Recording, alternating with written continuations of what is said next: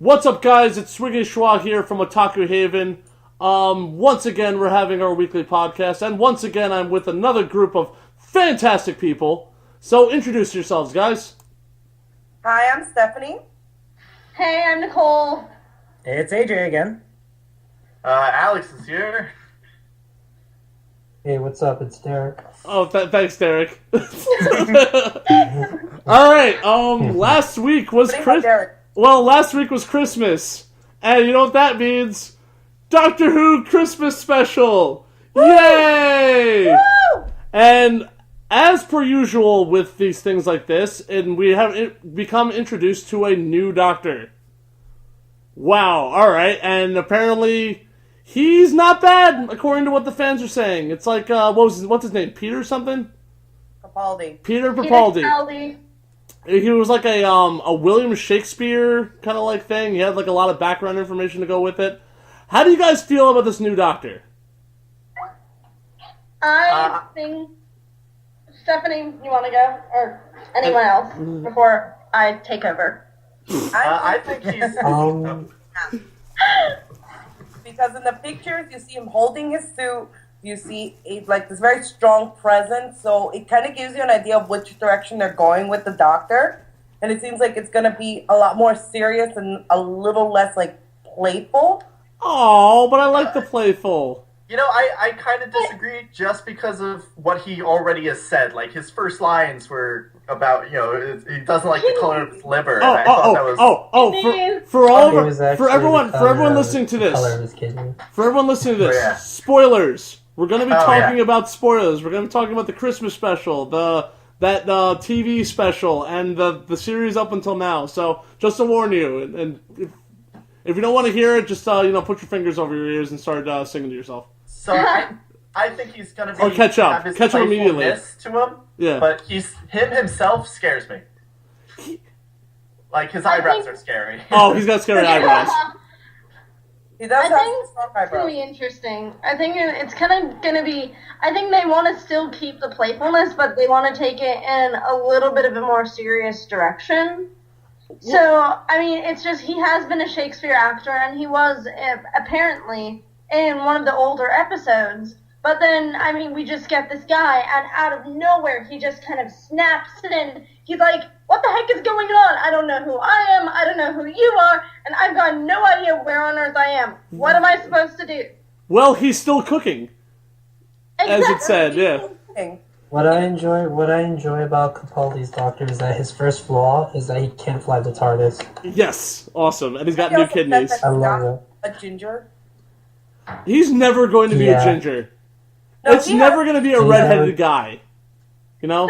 I think maybe the last Doctor is going to be ginger, like the very last Doctor ever. Like they keep setting up the joke until... No, he's going to be ginger, but temporarily. The last one.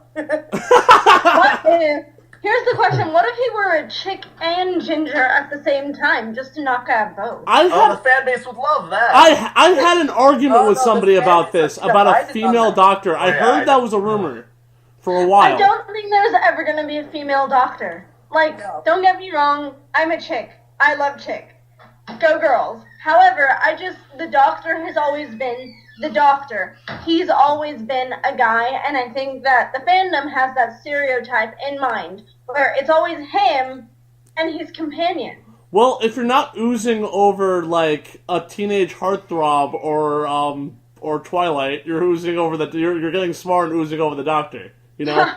Like I said, he's essentially, like, the charm of sophistication and silliness and that perfect tight little package of having cool stuff.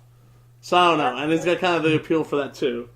At the same time, if you pull into Old Who, it has hinted that he could be a woman. It has shown other Time Lords change from male to female. Time ladies.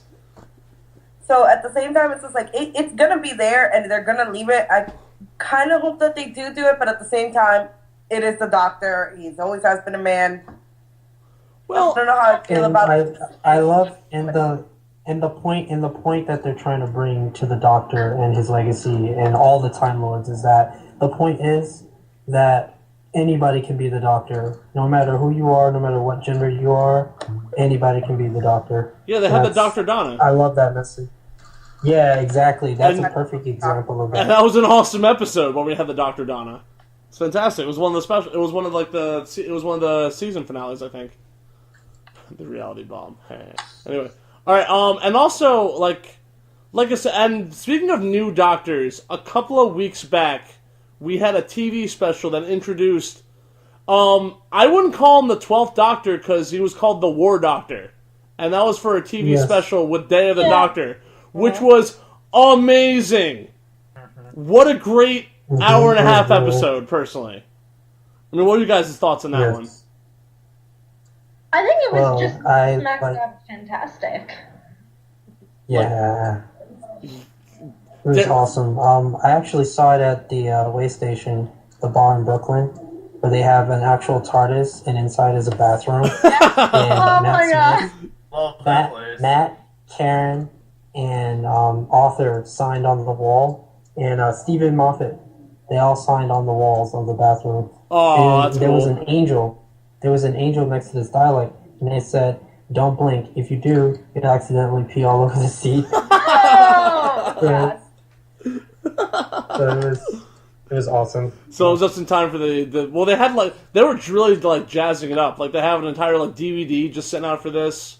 They threw it into theaters with 3D for some reason. I'm not really too sure why, but whatever. It just became this kind of just smacked it. We had to wait months for new episodes to come out, and it just brought it back. You know, this just kind of smacked it in the face, and then we have the new one coming up. And then we're gonna wait for and then our appetites are satiated, until they come out with newer episodes later on. Like I said, it's gotta be. I think it's early spring. I think is where we're gonna see the new ones. Yep. All right. Now from someone who has like I said, just getting into the series and stuff like that. AJ, I'm gonna talk to you because you're the one that you're the one that hasn't really gotten into the series itself and stuff like that. How do you feel as someone new to it? You know. Like I said, I'm just barely into it, so I'm just gonna start with the newest season of it. I know it's been around for forever and a day, so it was kind of intimidating not knowing where to go from. Having that big breath. I guess Chris Eccleston. Yeah. So I was just waiting until they started the new Doctor, and then I was gonna go from there, and then just keep talking to other people and see hey, what did I miss from this guy and this guy? Because I've heard theories about things apparently as he regenerates, he gets more and more crazy. Is that a thing?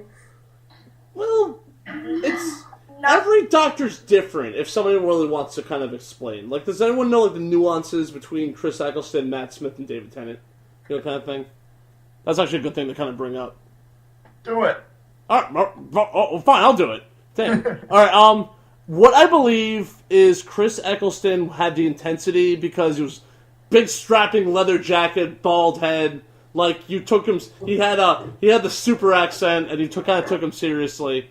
With Matt Smith, you have more of a cuddly kind of guy, where he's very eccentric, and very quick and stuff like that. And then you have David Tennant that tries to be as intense, but also being rather silly, in terms of it kind of brings the whole British comedy in there. Now, I don't know if anyone has any disagreements and stuff with that though. Who's your favorite Doctor? I really gotta say right now. Of the three that we know right now, what's everyone's favorite Doctor and why?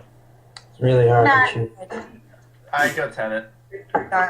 Well, let's go one at a time. I mean, Lucas, what was it? Stephanie, who's your favorite? Number 9. Chris Eccleston. Yes, because he had the responsibility to bring back Doctor Who. And that's big. The way that he did it, the way that he brought the Doctor, showed the very serious side, the comical side, the dark side of this madman in the box was perfect. And it brought the series back to life, which paved the way for David Tennant, Matt Smith, and now Peter Capaldi.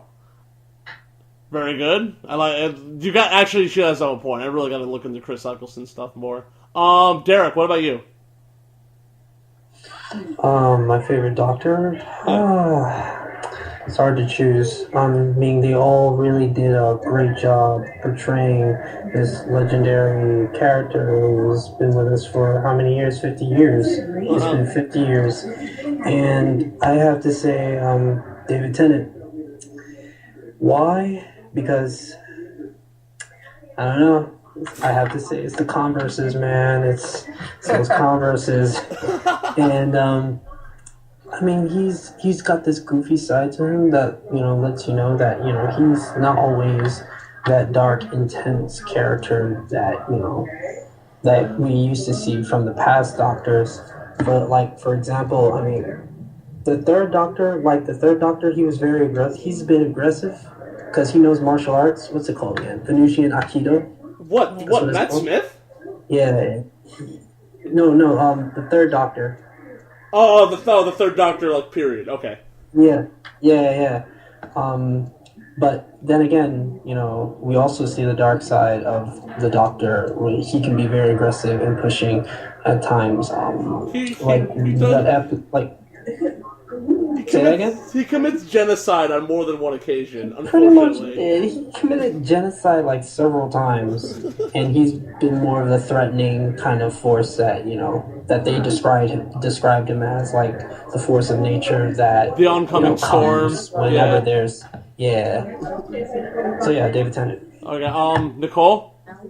I don't know. I love Matt. He was my first. He's always going to be my favorite. But I mean, he shows this amazing, caring side for humanity that I feel that none of the other Doctors quite perfected. But Matt is the Doctor. He is so crazy about humanity. I mean, his very first episode with Prisoner Zero, he's like, "Hey, you just tried to burn the Earth. What the heck do you think you're doing?" But he's so crazy and funny that he can pull off being serious without being preachy. He's a hoot because he's young, he's peppy, he's cute, he gets all the chicks. However, that's a problem that he has to deal with, that he has his own way of dealing with things that's crazy. And I like crazy, so Matt is my favorite. I mean, David was very serious, and Chris had the responsibility of bringing back the series. But Matt has everybody, like, the weight of the world on his shoulders, and he's just rocking it with swag. Oh, don't use that word. I like to replace the word swag with class. How about that? Yes, I agree. That works. No, but like before we get to Alex, I actually gotta bring up. I remember there was an interview. There was an interview with I think it was with Chris and David, like way back when. That you're not the Doctor until two things happen. One is that you're fangirling over something weird that happens. In other words, it's like with David Tennant, like he saw a werewolf inside of a cage in one of his earlier episodes, and he's like, "Oh, it's beautiful," kind of thing like that. And there's also that one moment where he's facing down the enemy, and he has that really rockin' monologue that just scares the crap out of anyone that like hears it. Like those are what make the series. Just those ridiculous, like awesomely long monologues of him just talking down these villains. I mean, oh man, I gotta make some links for them. It's fantastic. All right, I'm sorry, I just gotta get that out of the way. All right, Alex, finally it's you. I go Tennant. First of all, just because I think he's obnoxiously good looking. And as a straight male, I'm saying that, like, if he came up to me, I'd be like, let's go. He is very mad pretty. Yeah. And for me, from just like an acting point of view and television and everything, I find that when the situation calls for him to be sad, and you really feel what he's feeling with a lot of stuff. When he gets excited, you get, it shows through his entire body.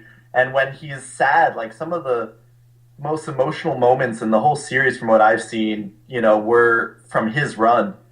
And I don't know, he's just a great joy to my life anytime I watch any of his episodes. Brings us back. All right, Yeah. And sadly, AJ, you only have the one so far, right? Yep. It's cool. All right. Just real quick though, I just out of curiosity because everyone seems to have their own. Everyone seems to be very unique here. Does anyone have a particular episode that kind of made it for them? Like, everyone remembers that one Blink. Blink. It's always Blink. The day the doctor dances. The day the doctor. Oh, the day the doctor dances. The day the doctor dances. Ooh. That episode's really good. After the empty child. Oh, that's a good one. The only episode where nobody died, and he was so happy. Everybody lives. Everybody did that one. You get a leg. I have to agree. In one episode, what is it? Is it called Demons Run? Yes. The Demons Run episode is really good. Oh, I love that episode. That's that was a great episode. one. The reason I say Blink is because I feel that if anyone's ever going to watch like Doctor Who and just want to give it a try, I always go. I think everyone goes. That's the episode you need to watch. Like just for starting off, just to understand what you're getting into. Like you can watch that as a standalone thing. Never get into Doctor Who again, and that episode's just so strong. Write down to watch Blink. Noted. The episode. It's not a good Doctor episode because he's barely in it, but it's a mind-blowing episode. Considering like the kind of cleverness that goes into it, like you'll never look at statues the same. You'll it kind of gets the whole cool aspect of that he had this whole thing pre-recorded, so obviously he's like, he knows shit's gonna happen, so everything that's fine. Yeah, like I said, the usual kind of stuff. So that's fine. AJ, did you find a particularly good one yet? No, not yet. Like I said, real fresh to it, so I still have to dive into some of the other things about it. Keep us posted. All right. Now let's go. Let's jump back to the way that just jump back ahead. What is everyone? The Christmas special. Those who watched it, how did you feel that was actually a way for? How did you feel? Did you think that Matt Smith was brought justice in that episode, and that was actually a good ending for him? No. For his career. No. Yes and no. Yes and no. For me, when you compare it to Eccleston and Tennant's final episodes, like, it's just not the same send-off. Like, they got very emotional. I don't know. It just wasn't the same. Here's the thing. Matt Smith still had that little bit of emotional send-off because you did get to see him age. You saw the doctor feel like, this is it. This is the end. This is because he kept saying he was the 13th Doctor. Mm-hmm. Like that was it. So you do get the kind of feeling. Send off, but still they changed them too quick. Right, like the kind of feeling that lets you know, like he's getting old, like he can't go on like this forever. Yeah. So I agree. I felt that it was kind of just crazy tough because you see him getting old, but you don't get the emotional intensity that you did with Chris and David, because it goes on and you see him saving the day, and you're still at this emotional high, where it's like, yes, he did it again, he saved the day, stuff is going good, and then he's in the middle of his moment when they snap it to Peter Capaldi, and it's just like, wait, what did you do? He was doing something there. He was finishing. We were having a moment with him, and they just snapped it short, I felt. If they had given him even 5-10 more seconds, that would have been a... You know what I think? Real quick, I think that instead of Matt saying that I don't want to go, Clara said that please don't go. Please don't go. Instead, nice. Because before we remember the 10th Doctor saying, I don't want to go. Now it's like the companion's not accepting him leaving, and it's the Doctor who's accepting his leave. And that's where we snap to Capaldi, where he's accepting things, he's much more mature, he's much more, more of an adult than just like your average like Doctor who's a goofball and everything, which we love, by the way. So now that he's growing into these regenerations and stuff like that, do you think he's actually maturing as a person in terms of dealing with loss? Yes, because remember what the War Doctor said. He scolded them. He scolded the 11th and 10th saying, in Day of the Doctor saying, you guys need to grow up. treating your sonic screwdrivers like weapons and everything. They're not weapons. Well, that's why he's older. Yeah. That's why he's gonna be older now. Yeah. I feel the Doctor started off as, just in general, throughout the series, as kooky but mature, and then especially with David and Matt, we kind of took a turn into teenage world. And then now with Capaldi, we're getting kind of back to growing up a little. Getting a little more ready to take responsibility, to be mature. I would really like, the way I would really like this new Doctor to kind of be, is like, I want him to kind of have the whole thing of him being like, thinking he's mature and everything like that, and he's kind of going over the, like, you know, I can't act like a kid anymore and stuff like that, but he still screws up, and he tries to, like, cover for it as a kid, kind of thing like that. Like, I want him to, like, make mistakes the same way all the other Doctors did, and he just tries to, like, you know, like, well, I loosened it, you know, kind of thing like that. I think that'd be kind of like a cool little spin for what's going on with this one, though. I don't know. Just because he looks older, I'm kind of expecting older stuff to come out of him, though. But we're gonna have to, we have to laugh at him. He's gotta make us laugh. And Day of the Doctor, though. Yeah. But the color of his kidney. He's got 2 new ones. Here's the thing. Like, it seems it's a pattern, because if you bring in old Who, you see the Doctor did start off as this very serious character, and then as the time came, he changed. He became a lot more goofy. He started acting younger, and now you bring in new Who. You had these goofy doctors who were serious, but at the same time very childish. And I think they're starting to bring it back again into that more serious Doctor with Capaldi. Yeah, but like, what I watched some of the first Doctor, like the original, like black and white Doctor and stuff like that, and what I found was he was not a very good person back in the old ones, though, because he didn't know how to act human. He acted Time Lord, and Time Lords were superior. So when he picked up these humans along and stuff like that, and showed a rather distaste for like what he considered lesser races, it was the human companions that were the heroes, that were teaching him things like compassion, and there's always a better way, and, you know, like, open your heart and stuff like that, and kind of accept things, and it's from that first Doctor and his first experiences. We still get a little bit of he that. grows into it, though, and with the things that kind of fluctuate, though, but it always comes with the companion reminding the Doctor of who he is. He's gonna never craven or cowardly, never cruel nor cowardly, never give up, kind of thing like that. It was a great speech from Day of the Doctor, personally. Yeah. So like. But it's just I'm thinking back to the Star Whale episode, and that's kind of something that when you were talking, I just can't get it out of my mind, because the Doctor, as a Time Lord, he only saw 2 choices. He only saw black and white. But then Amy came, and she saw that gray space in the middle. She saw that whole outside the box, perhaps even outside the TARDIS, and she found a way to make it work because she's human. Clara came, and she saved Gallifrey. Yeah, because she's human. It was essentially human. The companions are just as much heroes as the Doctors are, which I love how the series does that. I don't like it when. By the way, who is your favorite companion, guys? Good question. Oh. I know mine. It's Donna. I love Donna.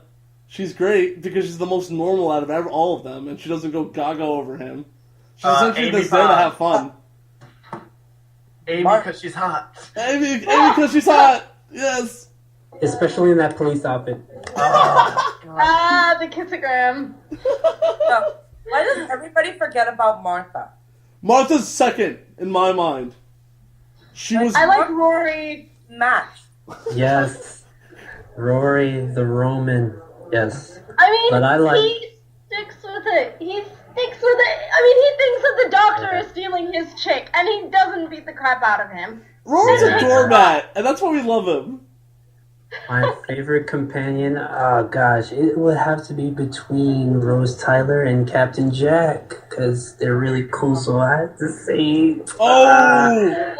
Derek, them spine words, I do not like Rose. She mistreats everybody. I know, but when she enters bad wolf mode, though. Oh, that one little part. Yeah, I guess that's pretty cool. Yeah. I mean, I love Captain Jack. Captain Jack's really cool. And gorgeous. That's the point. Dang, I'm trapped, guys. I don't know. Rose, Jack. You know what's hilarious? Rose and Jack. When I'm thinking about Rose and Jack, I'm thinking about Titanic. Remember, everybody, to always have a banana. Oh yeah. I should That really was ask awesome. what everyone's favorite moment was, or favorite like one-liner or something like that. I need my mommy.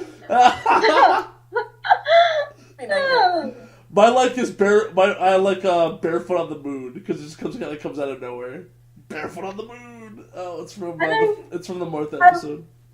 I think I love the Vampires of Venice when Rosita, when she is propositioning him, and he's just like, "You're a fish. I'm a Time Lord. Think of the children." Stephanie, you got one? Huh? You got a favorite moment? I just told you. Always remember a banana. Oh, that's yeah, right. Yeah. And there is that one part in the Madame de Pompadour episode where he's like coming back through the time window, and it's just like, I think I might have invented the banana daiquiri a couple of years early. I invented pasta. My favorite part would have to be David Tennant. I forgot the name of this episode, but it's really good when he did one of his "I'm the Doctor" monologues, and he's like, "I'm the Doctor. I'm a Time Lord. I come from the planet Gallifrey in the constellation of Cerberus. I'm 903 years old, and I'm the man who's going to save your world and your 6 billion people on the planet below." That was a good one. I think it was the Titanic. Yeah, that episode. The Titanic episode. Yeah, it was where he was one of the companions. Some of that one. All right. Okay. So we're gonna kind of finish it up. We're gonna go with some final thoughts and everything. Do you guys feel encouraged for the future of Doctor Who? Yes. Oh yeah. All right. I'm happy Definitely. that Rory's not around anymore, so see when Moffat can stop killing him. Personally, I think he's guy. Let the guy rest. That's all I'm saying. TV. Very morbid. That's never going to happen. We all know that. They'll bring him back just to kill him again. Stephen Moffat's really got like a morbid streak. I really gotta say every now and again. He just kind of goes into it, but whatevs. It's fine. Alright, Alex and AJ? Yep. Final thoughts? Nothing here. Awesome! Yeah, I'm excited for what they're gonna do. For where it's gonna go. So yeah. I want to see what the new enemy is, because we already kind of went through the whole round robin, and all the monsters they've been bringing up as like recurring villains have been deliciously evil, and I want to see another one. Oh gosh, real quick, guys, can you imagine Tom Hiddleston as the Master? Oh my god! I want to see Liam Neeson as the Master. Him too. That's a brilliant choice too. Yeah. Oh, God. I would never stop watching. I Benedict Cumberbatch. Benedict Cumberbatch as the Master. Oh. You know what the Master kind of reminds me of? Nicolas Cage. No A way. little bit. No longer a cool villain anymore. He's a little kooky. Alright, guys, thanks a lot. We're going to call it here. Like I said, really appreciate it, guys. Thanks a lot. Like I said, all we got to do is look for the future. Everyone grab the screwdrivers. Yay. Yeah. Hey. L1Z. Later, guys. Bananas. Hi, Geronimo. Yeah, Geronimo. There we go. Geronimo. Geronimo. Geronimo. Geronimo.